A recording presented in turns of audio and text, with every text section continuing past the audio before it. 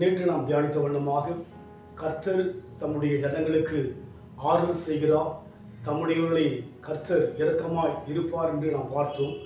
அந்த ஆறுதலையும் இரக்கத்தையும் பெறுவதற்கு வழி என்ன? வேதத்தில் சொல்லப்பட்ட ஒவ்வொரு வாக்குத்தத்தங்களுக்கும் தேவன் நம் வாழ்க்கையில் செயல்படுவதற்குரிய காரியத்திற்கும் சட்டங்களை கொடுத்திருக்கிறார், நியமங்களை கொடுத்திருக்கிறார், கற்பனைகளை கொடுத்திருக்கிறார்.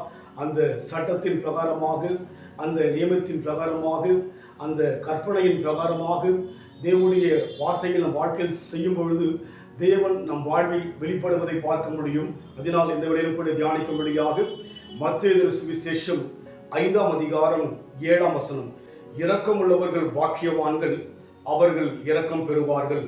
அதை சற்று விலகிக் கொள்ள வேண்டும் என்று சொன்னால், மற்றவர்களுக்கு கருணை காட்டுகிறவர்கள் பாக்கியவான்கள், அவர்களுக்கு கருணை காட்டப்படும் என்று சொல்லி பார்க்கிறோம்.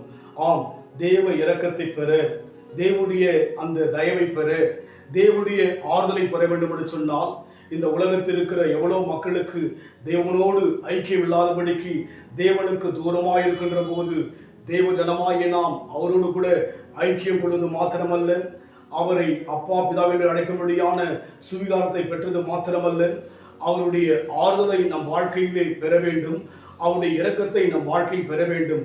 அந்த அனுபவத்தில் போக வேண்டும் என்று சொன்னால் ஆண்டவராய் இயேசு சொல்லுகிறார், இரக்கமுள்ளவர்கள் பாக்கியவான்கள், அவர்கள் இரக்கம் பெறுவார்கள். நமக்குள்ளாக எல்லா மனதில் இருக்கிற காரியங்களை விட இரக்கத்தை தேவன் அதிகமாக எதிர்பார்க்கிறார். காரணம், நம் தேவன் இரக்கமுள்ளவர்.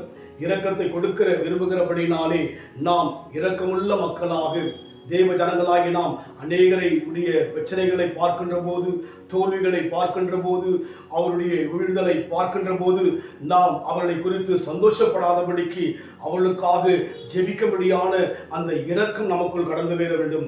தேவனுடைய சமூகத்தில் பார்க்கும்போது இயேசு கிறிஸ்து அப்படித்தான் இருந்தார். உலகத்தில் இருக்கிற எல்லா மக்களுக்காக இரக்கமுள்ளவராய் இருந்தார். அதுபோல் நம் வாழ்க்கையிலே இரக்கமுள்ள மக்களாய் இருப்போம் என்று சொன்னால், இரக்கமுள்ளவர்கள் பாக்கியவான்கள், அவர்கள் இரக்கம் பெறுவார்கள். நம் தேவன் இரக்கமுள்ளவர். அந்த இரக்கத்தை நாம் பெற்றுக்கொள்ள, நம் சந்ததி பெற்றுக்கொள்ள, சந்ததியின் சந்ததி பெற்றுக்கொள்ள, நாம் ஜெபிக்கின்ற அநேகர் பெற்றுக்கொள்ள வேண்டும் என்று சொன்னால், நாம் இரக்கமுள்ள தன்மையுள்ள மக்களாய் இருக்க தேவன் விரும்புகிறார். அந்த அனுபவத்தில் போகும்போது நிச்சயமாகவே தேவ இரக்கத்தை நாம் உண்மையை பெற்றுக்கொள்ள முடியும், தேவனுடைய தயவை பெற்றுக்கொள்ள முடியும். நாம் தேவன் சொன்ன அந்த நியமத்தின் பிரகாரமாய் நடக்க நம்ம இப்போ கொடுப்போம். திருச்சபையே கிரியை செய்வாய், திவ்ய அன்பு பெருகிடுவாய். திருச்சபையே கிரியை செய்வாய், திவ்ய அன்பு பெருகிடுவாய்.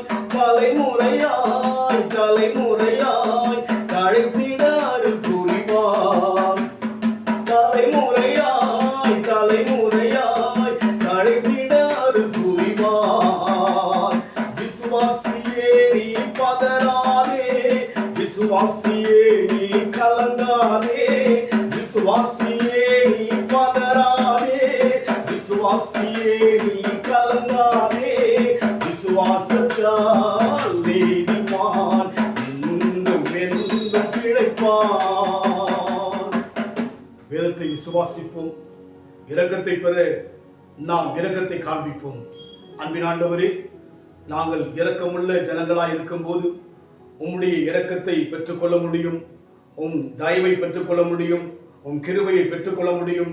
அதனால் எங்களுக்குள்ளாக அந்த இரக்கத்தின் தன்மையை கொடுப்பீராக. நாங்கள் அநேக நேரங்கள் எங்களுக்குள் இருக்கிற ஆண்டவரே கோபத்தினால், எங்களுக்குள் இருக்கிற விரோதத்தினால் நாங்கள் மற்றிடத்திலே விரோதம் ஆண்டவரே இரக்கம் பாராட்டாதபடிக்கு நாங்கள் ஆண்டவரே தவிக்கின்ற மக்களாய் இருக்கிறோம். ஆனால் நீரோ இரக்கமுள்ளவர், இரக்கத்தில் ஐஸ்வர்யமுள்ளவராய் இருப்பதினாலே நாங்களும் இரக்கமுள்ள மக்களாய் இருக்க உதவி செய்யுங்க. அதன் மூலமாக தேவ இரக்கத்தை நாங்களும் பெறுவோம். தலைமுறை தலைமுறையாய் தடைத்திட அருள் செய்கிற தேவனாய் இருப்பதற்காக நன்றி செலுத்துகிறோம். ஆசீர்வதிங்க இயேசுவின் நாமத்தில் பிதாவே, ஆமென்.